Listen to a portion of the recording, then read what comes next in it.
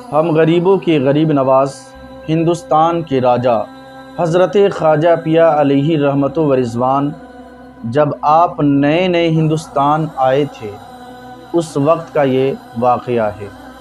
جب آپ نئے ہندوستان آئے تھے تو آپ ایک جھوپڑی میں رہا کرتے تھے اور اسی راستے سے ایک غیر مسلم لڑکا تھا جو روزانہ پڑھنے کے لیے جایا کرتا تھا، اور جب بھی وہ گھر سے پڑھنے کے لیے جایا کرتا تھا تو اس جھوپڑی سے رونے کی آواز آتی، اور جب بھی واپس آتا تو اس جھوپڑی سے رونے کی آواز آتی۔ صبح کو جاتا پھر بھی جھوپڑی سے رونے کی آواز آتی، دوپہر کو جاتا پھر بھی جھوپڑی سے رونے کی آواز آتی، شام کو واپس لوٹتا پھر بھی جھوپڑی سے رونے کی آواز آتی تھی۔ ایک مرتبہ وہ لڑکا اپنے گھر پر گیا اور اس نے اپنی ماں سے کہا کہ ماں، ایک جھوپڑی ہے جس راستے سے میں پڑھنے کے لیے جایا کرتا ہوں، اسی راستے کے بغل میں ایک جھوپڑی ہے جس جھوپڑی میں جس وقت گزرتا ہوں، چاہے دن میں گزروں یا شام کو واپس لوٹوں، ہر وقت اس جھوپڑی سے رونے کی آواز آتی رہتی ہے، یہ کیا بات ہے؟ تو ماں نے کہا کہ بیٹے یہ تو مجھے بھی پتہ نہیں ہے، جاؤ انہی سے پوچھ لو، جھوپڑی میں کون ہیں انہی سے جا کر پوچھ لو وہ کیوں روتے ہیں۔ اس لڑکے نے کہا ٹھیک ہے ماں، میں ہی جا کر پوچھ لیتا ہوں کہ وہ کیوں روتے ہیں۔ وہ لڑکا جھوپڑی میں داخل ہوا تو دیکھا کہ حضرت خواجہ پیا علیہ رحمت و رضوان ہے۔ اس لڑکے نے کہا کہ حضور، جب بھی میں اس راستے سے گزرتا ہوں تو رونے کی آواز آتی ہے، اگرچہ میں صبح کو گزروں پھر بھی رونے کی آواز آتی ہے، دوپہر کو گزروں پھر بھی رونے کی آواز آتی ہے، شام کو واپس لوٹوں پھر بھی رونے کی آواز آتی ہے، یعنی کہ جس وقت میں گزرتا ہوں اس راستے سے ہمیشہ اس جھوپڑی سے رونے کی آواز آتی رہتی ہے۔ آپ کیوں روتے رہتے ہیں؟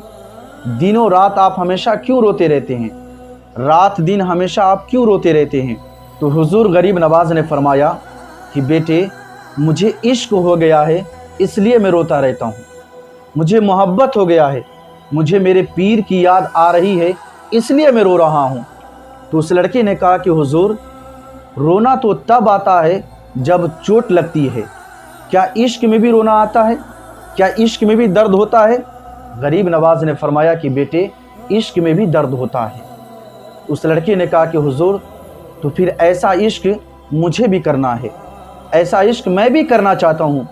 غریب نواز نے فرمایا کہ بیٹے، اگر ایسا عشق کرنا چاہتا ہے تو تو مسلمان بن جا اور میرا مرید بن جا، کلمہ پڑھ کے مسلمان بن جا اور میرا مرید بن جا۔ تو اس لڑکے نے کہا کہ حضور، مجھے بھی کلمہ پڑھا کر مسلمان بنا لیجئے اور اپنا مرید میں شامل کر لیجئے۔ حضور غریب نواز نے اس لڑکے کو کلمہ پڑھا کر مسلمان بنایا، اور اس کے بعد آپ نے اس لڑکے کو بیعت کیا، اس لڑکے کو آپ نے مرید کر لیا، اور وہ لڑکا حضور غریب نواز کے پاس ہی رہنے لگا، ان کے ساتھ کھانا کھاتا، ان کے ساتھ پانی پیتا، ان کے ساتھ چہل قدمی کرتا، ان کے ساتھ سفر پہ جاتا، انہی کے ساتھ وہ رہنے لگا۔ ایک دن حضور غریب نواز نے فرمایا، جب کئی دن گزر گئے تو حضور غریب نواز نے فرمایا کہ بیٹے تو اپنے گھر پر چلا جا اور 3 دن کے بعد میرے پاس واپس چلے آنا۔ اس لڑکے نے کہا کہ ٹھیک ہے حضور۔ وہ لڑکا گھر گیا، اس لڑکے نے ماں سے ملاقات کیا، دوپہر کا وقت ہوا، ماں نے کہا بیٹے کھانا کھا لے۔ بیٹا نے کہا کہ ماں مجھے بھوک نہیں ہے۔ ماں نے کہا کہ بیٹے بہت دنوں کے بعد واپس لوٹا ہے، بیٹے کھانا کھا لے، تجھے بھوک لگی ہوگی۔ بیٹے نے کہا کہ ماں مجھے بھوک نہیں لگی ہے، اور اس لڑکے کا دل نہیں لگ رہا تھا گھر میں، کبھی گھر کے اس کونے میں، کبھی اس کونے میں، کبھی اوپر کبھی نیچے، کبھی دائیں بائیں، کبھی ادھر جاتا کبھی ادھر جاتا، اس کا دل ہی نہیں لگ رہا تھا، اس کا دل نہیں لگ رہا تھا۔ پھر اس کے ماں نے رات کو کہا کہ بیٹے کھانا کھا لے۔ بیٹا نے کہا کہ ماں مجھے بھوک نہیں ہے۔ ماں نے کہا کہ بیٹے جب سے تو آیا ہوں کبھی ادھر جاتا ہے کبھی ادھر جاتا ہے، اور نہیں دوپہر کو کھانا کھایا ہے نہ رات کو کھانا کھا رہا ہے، آدھی رات گزر گئی ہے، کیا معاملہ ہے؟ تو اس لڑکے نے کہا کہ ماں مجھے عشق ہو گیا ہے، مجھے پیار ہو گیا ہے اور میرا دل نہیں لگ رہا ہے۔ ماں ایک کام کر، تو اس جھوپڑی والے بابا کے پاس جا اور ان سے کہنا کہ آپ کا عاشق میرا بیٹا ہے جس کا دل نہیں لگ رہا ہے، آپ اپنے پاس انہیں بلا لیں۔ تو ماں دوڑی ہوئی उस झोपड़ी वाले बाबा हुजूर गरीब नवाज़ के पास गई। माँ ने कहा हुजूर गरीब नवाज़ से कि हुजूर मेरा बेटा आपका आशिक बन चुका है, आपसे मोहब्बत करता है, आपका मुरीद है, आपका ग़ुलाम है, और जब से वो मेरे घर पर गया है न वो खाना खाता है न उसे दिल लगता है, आप उन्हें अपने पास बुला ले। हुजूर गरीब नवाज़ ने फरमाया कि मैंने उसे 3 दिन का टाइम दिया है, 3 दिन के बाद उसे भेज देना। उसकी माँ फिर दौड़ी हुई अपने घर पर गई और बेटे से उसने कहा कि बेटा वो तो कह रहे हैं कि 3 दिन के बाद आना है। तो उसके बेटे ने कहा कि माँ अगरचे वो मुझे जल्दी नहीं बुलाएंगे तो शायद मेरी मौत हो जाएगी, शायद मैं मर जाऊँगा। माँ तू जल्दी से उनके पास जा और उनसे कहना कि मुझे जल्दी से बुला ले, उनके बगैर मेरा दिल नहीं लग रहा है।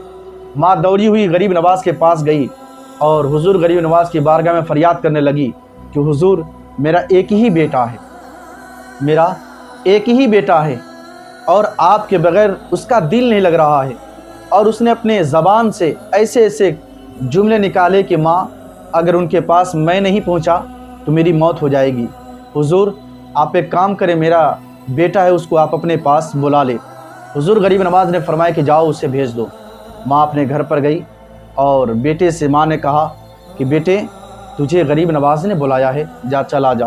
तो बेटा खुशी के मारे झूमते हुए गरीब नवाज़ की बारगाह में पहुँचा। उसने क्या देखा कि गरीब नवाज़ के पास बहुत सारे मुरीद हैं, बहुत सारे मुरीद बैठे हुए हैं। और वो लड़का गरीब नवाज़ के चेहरे को देखने लगा और मेरे गरीब नवाज़ उस लड़के को देखने लगे। कभी वो लड़का मेरे गरीब नवाज़ के चेहरे को देखता, कभी मेरे गरीब नवाज़ उस लड़के को देखते। उस लड़के ने कहा कि हुजूर मुझे पता चल गया है कि सिर्फ चोट लगने से दर्द नहीं होती है, सिर्फ चोट लगने से दर्द नहीं होती है, इश्क में भी दर्द होता है। इसलिए हुजूर आप अपने पास से कभी भी मुझे जुदा नहीं करना।